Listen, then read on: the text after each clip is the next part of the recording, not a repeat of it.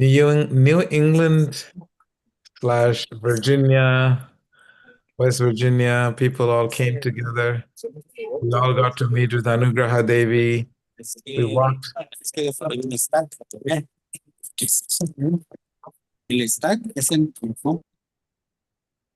we walked on this beautiful Rath. They had cooked for about 20,000 people in New York, which is very exciting. Mantrini can tell us more. There were hundreds of people cooking for 2 days to feed 20,000 people. It was absolute spiritual chaos.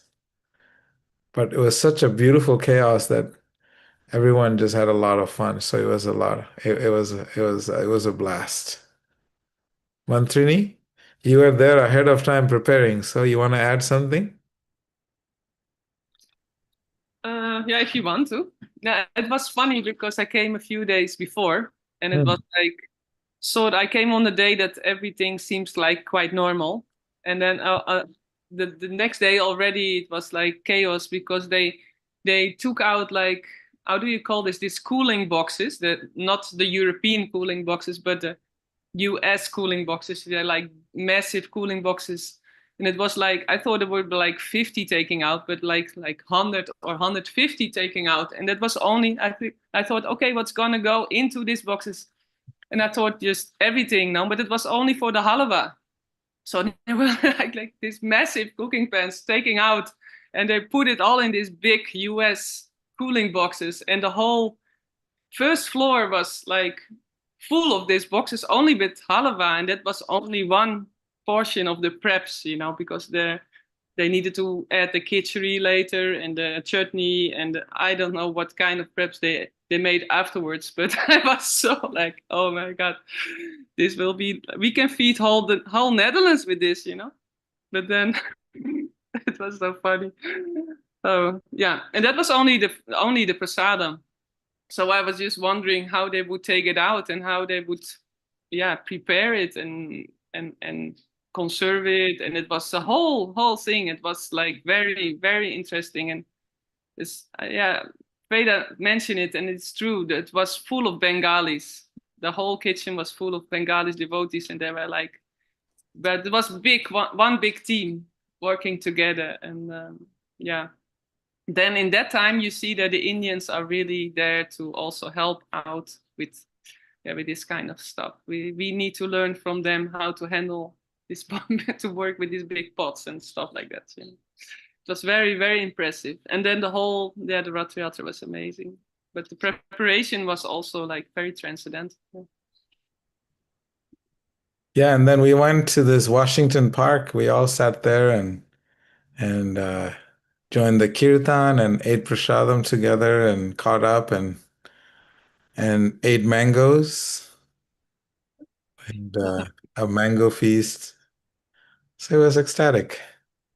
So anyway, after that, we came back to Atlanta and I had to go for a funeral where one of the members in our community, elderly member, in his maybe mid 50s or so, he had a sudden heart attack and he left this world.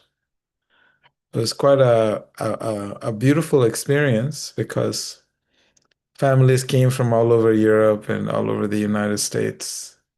So we had a beautiful celebration of life to recognize the value of life that, one thing is for certain that we're going to have to leave this world. We don't know when. And everyone were lamenting first day. I wish I would have spent more time with him. I wish I would have done this. It was like this, everyone was just sharing how they should have and could have taken better advantage of his wisdom and his spiritual advice because he was a very, very sincere devotee because he was very fixed in his sadhana. Every day he would just wake up and hear and chant, wake up and hear and chant, and he retired early. So, because his children are all in the medical field, so he just wanted to hear and chant. So it was very interesting because it is always in hindsight that we start to recognize how people have contributed to our lives. So we had a 3 day of a funeral service traditionally. So it was really nice. It was really nice. And then I'm here in Florida for this Kulimela festival. It's a festival of young people from around the United States, some people here from Europe, maybe around six, 700 people. There's a lot of seminars, a lot of retreats, and a lot of people offering different things. So it's a 5 day thing, and I'm just catching the last 3 days of it. So my meditation for this week, I wanted to share with you. I got a message this morning, early this morning, when I woke up for my sadhana, that it was the daughter of one of my teachers from Australia, and that she was leaving her body and she wanted my prayers. And just hearing her name, it brought out such deep emotions in my heart because this is this one person that had such a huge impact, even though it may seem very small for her. For me, it was a major, major impact.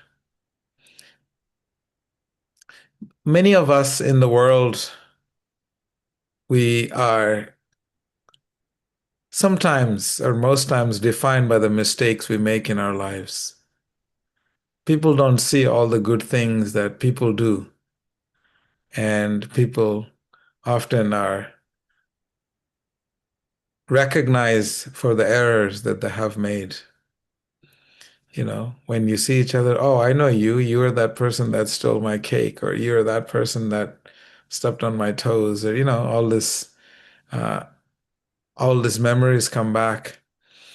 So this woman, she is in her 60s or 70s, I think. I didn't even ask. It was very emotional. It brought me back to when I was a child, when I was admitted into the monastery. And because we were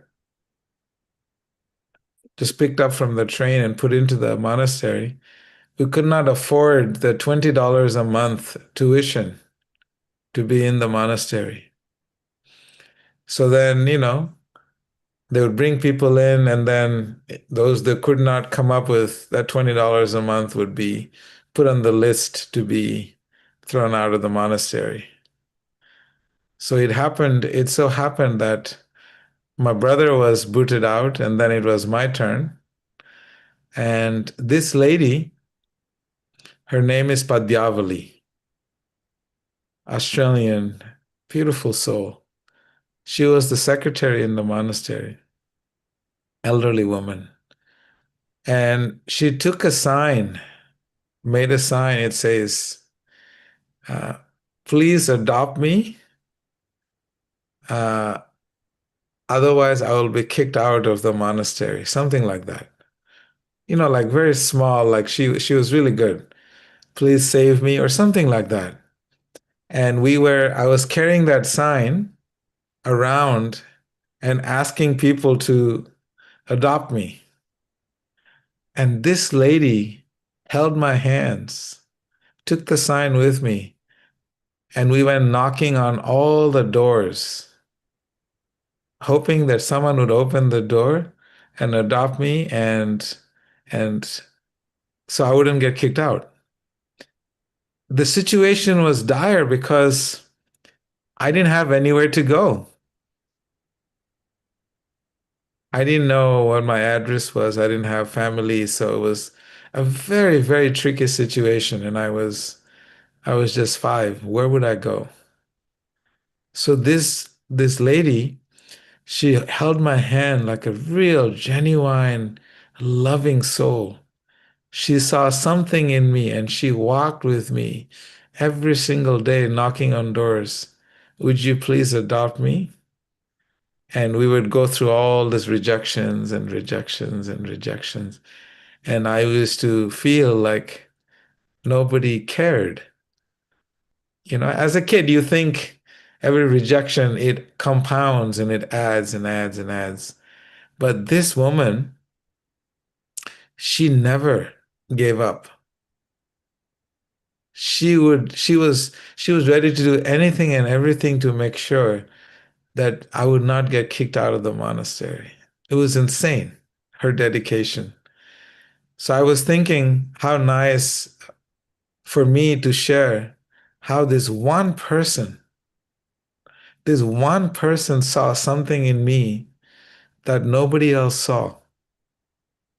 And it is her effort and her sacrifice, knocking on doors, encountering every single rejection with me, not letting me face the rejections myself.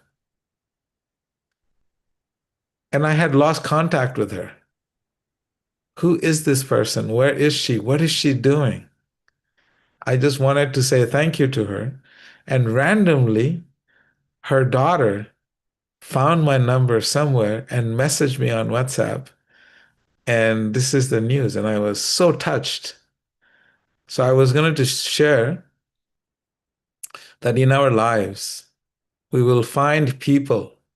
There will be someone in our lives. Everyone will have somebody in our lives that God sends. And those people are people that hold our hands, and they will be there for us when we face all the rejections and all the humiliations, and they will not give up on us. I really, really felt from the core of my heart that God came in the form of this woman to shelter, to protect, to to uh, to let me know that I was never alone. So I thought I will discuss about her and how she impacted my life. So I thought to use this terminology save because I felt saved. I know it's a very strong word, but I truly felt saved by her. She would have joined the call today, so I would speak to her, but I don't think she's in a condition to. So hopefully I'll send her the link and she can hear what I have to share about her to the world. I was thinking the story of Narada Muni. Narada Muni was this great sage, and he was known to always show up when people were at their lowest. Okay, we're being recorded. And he is known to be this saint who always shows up when someone is at the lowest in their life. And I always wondered, why is this the characteristic of Narada Muni? It is because Narada Muni himself was the son, this great sage was the son of a maidservant.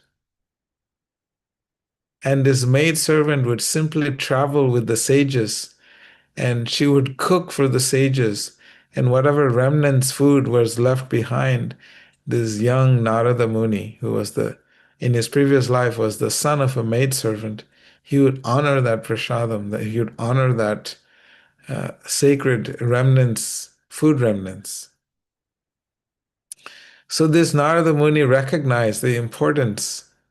The sages gave him hope because in his next life he became Narada Muni, the great saint.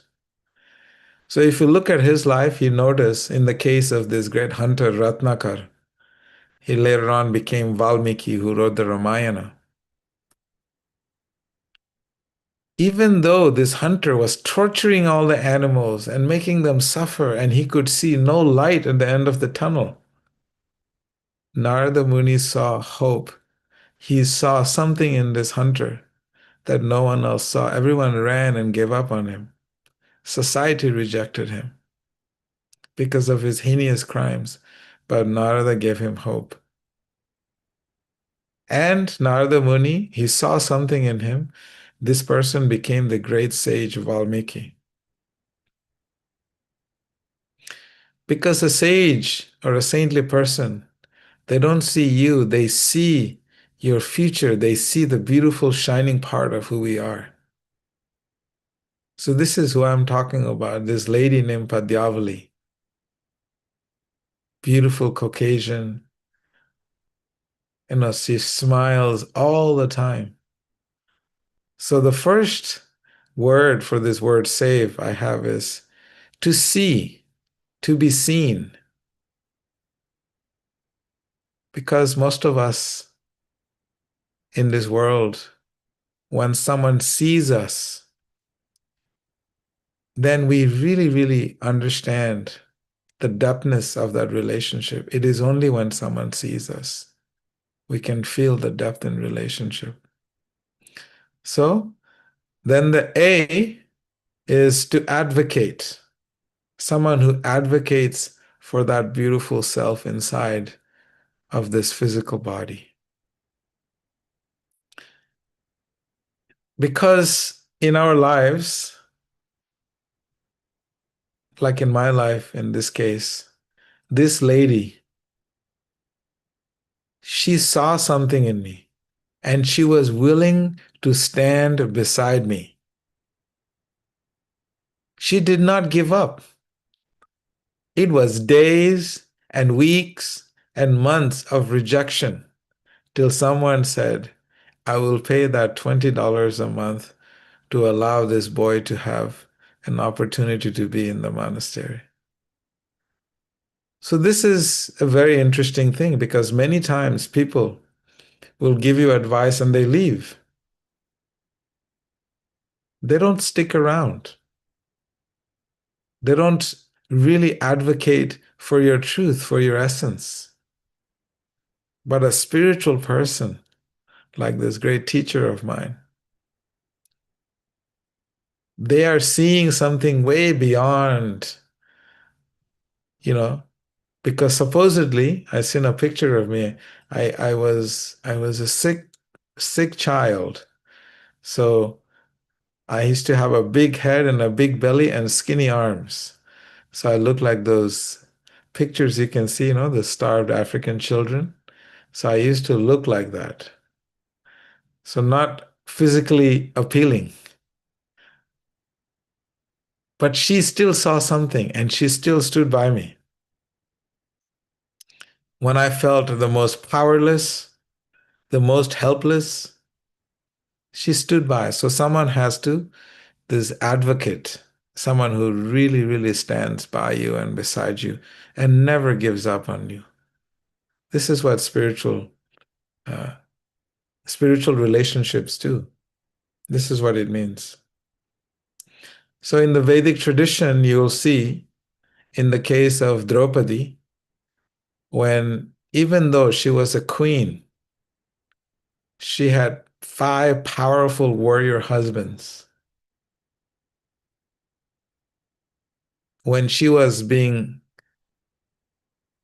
dishonored in the palace in front of all the prince, all the kings, she was asking and she seeking help and shelter. No one could give her that. But then she prayed to Krishna, Krishna, please, I have no shelter in this world but you. When she prayed with such sincerity, Krishna showed up in the most critical stage of her life and protected her chastity. He advocated for her. So I always think of how in our life we have to have such deep surrender. And when I was thinking of this, how Krishna was advocating for Draupadi, I wasn't sure if I was so surrendered. I was just helpless. So that state of helplessness is what is needed in order to really get the attention of God and to really take shelter of someone that can really advocate for the truth that we that we stand for. And then V for value.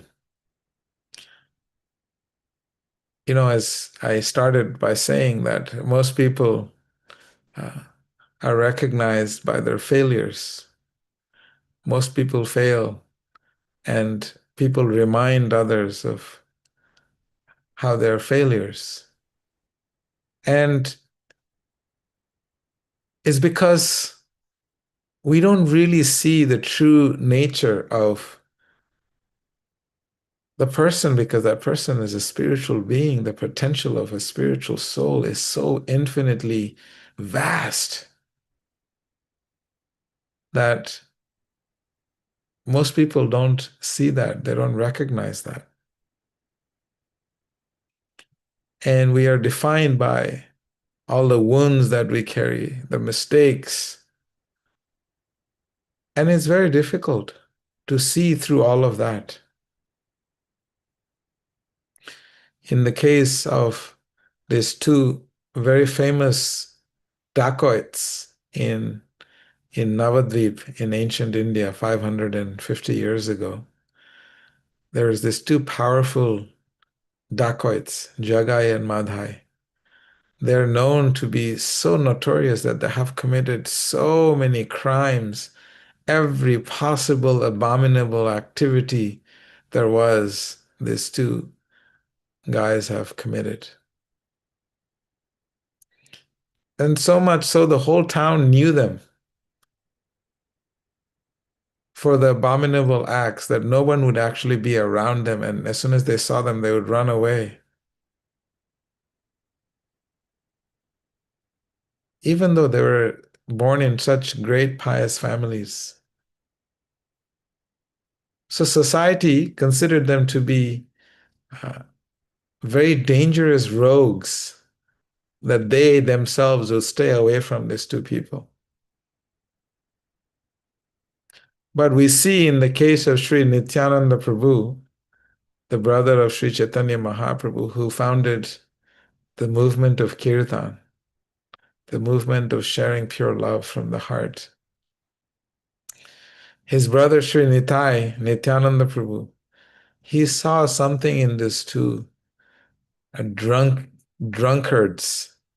dacoits, criminals. He saw something in them. He saw the beautiful spark, and he decided to stand by them. And he fought, he advocated for them. He saw their true value, and he graced them with his mercy. And what happened? We all know the story that these two brothers, they became great saints, Jagadananda Pandit and Madhavananda Pandit, two great scholars, even though they were not known to have begun their life in such a saintly manner. And then the E for encouragement. Many times in our lives, we will have times where we will feel down, we will feel helpless, we will feel defeated, we will feel lost, we will want to not exist. We will feel life is not worth living. Then we find people like Padyavali, you know, giving hope and encouraging to keep going, to keep going, and just never give up. Because life by design is meant for you to keep going. It's not meant for you to give up. Because it is a school of transformation where one can attain one's true spiritual identity. And this is what the real purpose of all the struggles are. But someone has to see that, and someone has to encourage that deep value, that deep potential in that person. I mean, look at it in the case of Arjuna, such a great warrior, so powerful. He lost hope. He didn't want to fight. He wanted to run away. He said it was better to die at the hands of his enemies than to enjoy this kingdom without his relatives. He was really losing hope. He could not even stand, the most powerful of all warriors. And Krishna in the Bhagavad Gita, we know in that beautiful dialogue, he encourages Arjuna. He shows Arjuna his true value, his true nature through a beautiful dialogue. And this essence is what I have experienced in my life with this lady teacher named Padyavali. She really, really saw, she stood by me, she encouraged me, and she lifted me up where I did not know what was going to happen if at the age of 5 they would have asked me to leave. So this is why I was thinking, for me, is such an important person, and each and every one of us, you will recognize that there is such a person in your life. Maybe not just one. There could be so many. And why wait for the very last minute to uh, to share how deeply they impacted our lives? So getting back to the original story of this student of ours who left this world, and regretting they're regretting not spending any time. And then I have a teacher who is leaving, who I have not seen in, I don't know, maybe 35, 40 years. But that small action, the small act of hers, to this day left the biggest mark in my life, one of the biggest marks in my life. So I wanted to share this with all of you, and I wanted to request all of you to please pray for Padyavali. I didn't know that she had moved to Vrindavan for 25 years. She was secretly doing sadhana and preparing her consciousness to leave the world. Of course, she's back in Australia now. I've been going to Vrindavan every year. I didn't get to see her. So all of us have people that have done something so incredible, that have seen us, that have seen our value, they have encouraged us. They stayed with us, supporting us through our most difficult times. I recommend that all of you please think of those people, meditate on how they have impacted your life, and share with them yesterday so that you don't lose the opportunity to offer that deepest gratitude, because that in itself will completely transform your health and their well-being, because it'll also give them hope that they had touched someone. So this is my meditation for today. Anybody would like to share anything or has any reflections or someone like that in their life they want to share? Ashwini, go for it. Vedaji, it's you and Food for Lives who helped me save. So thank you for that. And that's why I keep coming back, uh, for this satsang. So really appreciate that. Thank you, Ashwini. So nice to see you. Kushita, please tell us. Hi, everyone. I'm going to back up on Ashwini because definitely you came at the one of the most difficult times of my life, and the community of Food for Lives has still continued to hold me through all these years. I want to say now it's been 7+. And so many things have happened. I mean, when you came on board, literally, I was going through a very difficult divorce after 23 years of marriage. And this was such a crucial stage for me, and I had no one to look up to or knew many people that could help me along. And you I almost want to sing, you came along just like a song and brightened my day. You really did. And then I came into Food for Lives, and the rest is history. I got stuck in the pandemia in Peru. You guys were there for me. In fact, my birthday is coming up, and I remember I was so lonely, sad, desperate, no money. I lost my job, my home, and we did a virtual birthday. And the rest is history, being still a nomad. And I mean, you, the community, is whom I look up to. Knowing the transitions that we go through, all of us, including Natai here, that I'm seeing his gorgeous face. I'm like, what happened? I remember like back in the days when you know, we were just, starting to build our family. And along the way, so many things happen. And my safe place is all of you. So thank you. Thank you so much for sharing. Okay, anyone else who would like to share? Just someone who saw I would you. like to share something.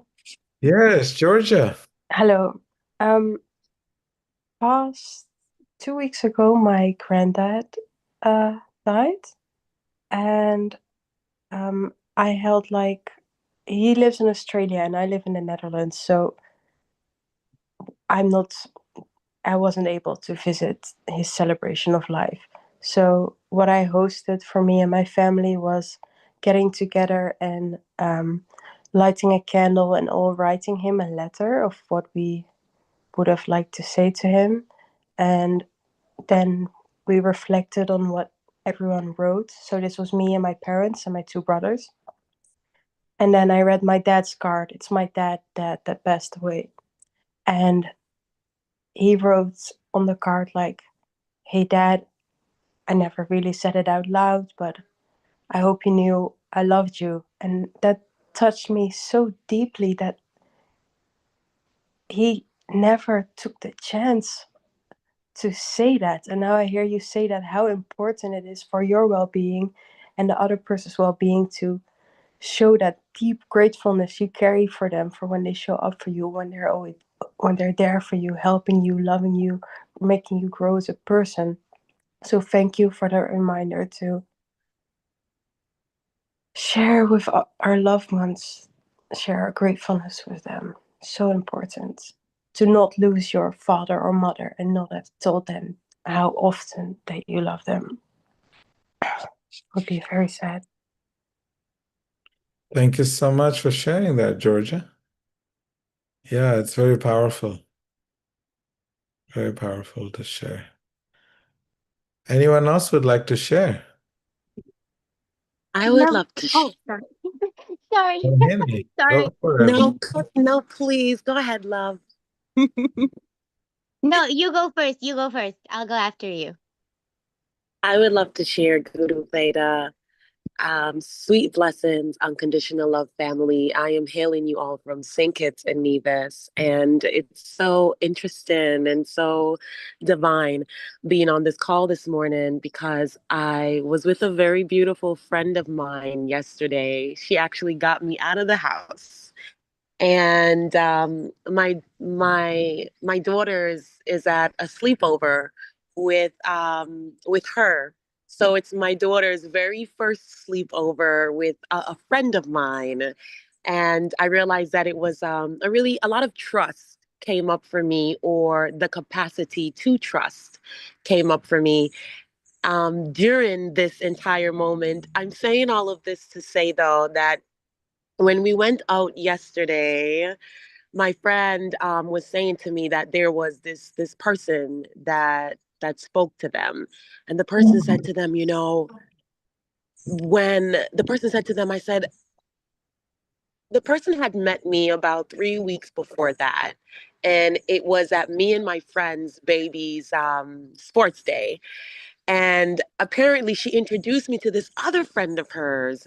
So yesterday, she goes, "Do you know that that friend basically asked me if you liked them?" And I was like, what does that mean? And as the conversation went deeper and deeper, my friend said, Mohini, when I first met you, I was almost afraid of you. I was almost afraid of this energy that you carry, and it's almost a little, not almost a little, but it's very intense. And she said, I could tell that you live in bliss. And we ended up, of course, in an entire conversation for about an hour, maybe two, about my guru.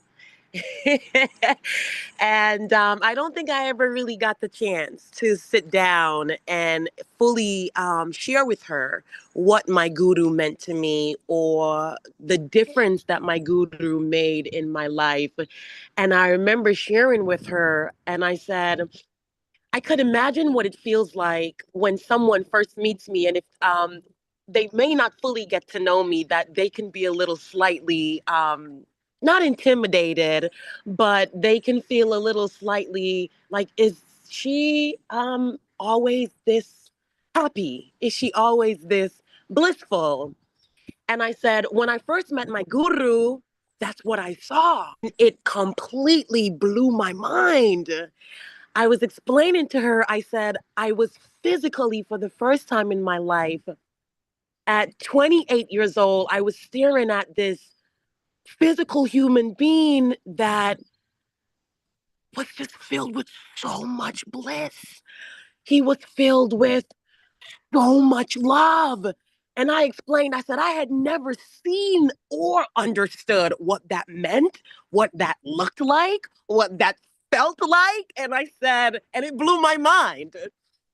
And I said, from the moment I started sitting at his lotus feet, I knew, Krishna, great spirit, one day, if you can make me even half an inch as much as loving, as much as captivating spiritually as my guru, then I would have done something right. Something just a little bit right in this lifetime. Even if you give me just a quarter of that energy, then I must would have done something right in this lifetime. And I was explaining to her yesterday, because the past couple years of my life has been so interesting. I've had to turn quite a bit of pain into power. And I was explaining to her, I said it was my guru who took everything that I thought I knew and shattered my illusion of what I never even knew love was. And I said to her, I said, I can fully comprehend what it's like to be in the presence of someone that is actually practicing their sadhana every day, and they're surrounded with sangha, and they are actively doing seva, and what that teaches you, and to be in the presence of that, how it completely takes everything that you thought you knew and just shatters the illusion of what you realize is actually not really love. And when you are reminded of that bliss, and when you are reminded of this unrequittable love inside of you, and it takes one person, just one person to do it, it changes your life, and you become devoted to that, because you realize that your bliss body was inside of you all along, and it only took the activation of someone that was willing to fully 100% see you. They saw you, they saw everything, they saw the right and the wrong, whatever that looks like. They saw all parts of you, and they accepted it, and they loved it, and they nurtured it. And she said to me, she was like, I have to meet your guru. She said, because if he has anything to do with the fact that I am so, so, so happy to had gotten the chance to become your friend, she said, then what a beautiful man. What a divine man. And I said, yes. Um, he completely changed my life. So I just wanted to shortly and briefly piggyback off of Val and off of Ashwini, because Val and Ashwini was a part of that journey with me. In that moment during COVID when we had nothing but our minds, here came this divine spirit that was in the embodiment of Krishna's love. And he sat behind the screen, and some way, somehow, he just poured it all into us. And it's funny, I said to my friend, I said, my guru doesn't even like being called our guru. He says, it's okay, don't call me that. I said his humility, his grace, his love, his compassion, I just never could understand. How did I miss this in the 28 years of my life? And oh my God, I never knew this is just what I needed. And she said, Mohini, I need that. In this moment, in my life right now, I need that. And is there any way, shape, or form that do you know if you can help me in facilitating that? And I gently smiled and I said, um, I don't know if I'm even half or even a quarter of what my guru could do. I said, but everything that he has taught me and everything that I have devoted myself to in the past couple years of my life since his presence entered my life, I will at least try to share some of that with you, because the light that my guru saw in me is the light that I see in you. And it's also the light that so many people see in me, but it's it could be a little uncomfortable when you don't know, when your traumas, when your karma doesn't allow you to feel and to be seen by the world. And then comes that one person and they see you in the instant that they meet you, and it could scare you a little bit. And that's what you're supposed to step into, the absolute most, is go there, like that feeling of absolute bliss that's scaring you, run there, because it it literally it turns you and it shifts you into your highest self. That one love from that one person that is divine love, it can grow you into your most divine self. So I just want to piggyback off of Ashwini and off of Val. And as Guru Veda takes the moment to say, give thanks to that one person that has shown up for you in that one time that you did not know you needed someone to show up for. Thank you to that person, because I'm pretty sure it was that shaped so much of him and the way that he has changed so much of our lives, with just that look of him seeing us and seeing us who we are and accepting us as we are. He loves us unconditionally. So thank you, Guru Veda. I know you don't want me to make this about you, but the praise and the worship and the thanks, I know you will say give it to Krishna. And I do, but I give it and I owe it all to you. Thank you, Thank Mohini. you. I will say that I offer it to Padyavali Devi. My vision was obscure, my future uncertain, but she was Krishna's instrument to recognize that I was being seen and that I was being held and I was being guided, and there was someone standing by me. So please, if I have done anything to support any of you, you know, please stand by someone, support them, recognize the beauty, encourage them, and let us go on a mission to see the beauty in each and every soul and learn to value them and encourage them. and let's see how we can advocate for them. So, any other questions or any other comments before we go?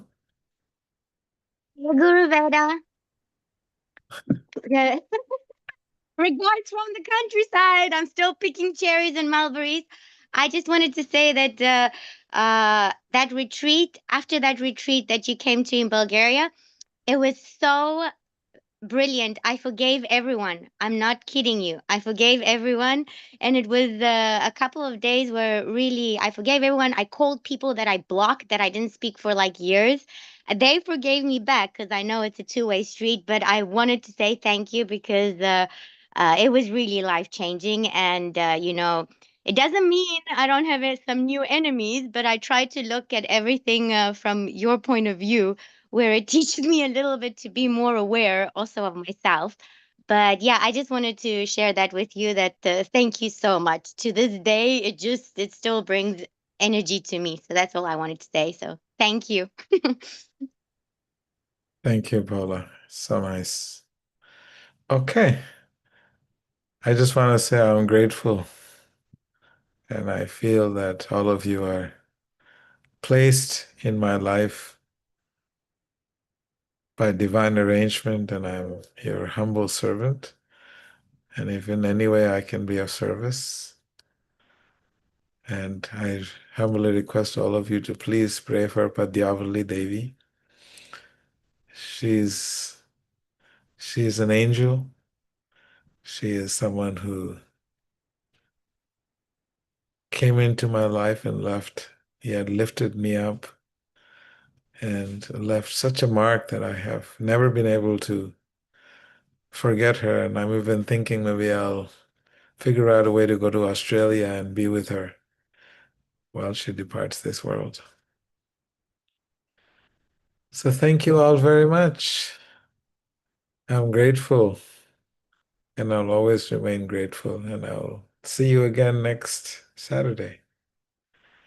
Namaste, everyone. Namaste. Namaste. Thank you so much. Namaste. Guru Veda. Haribo.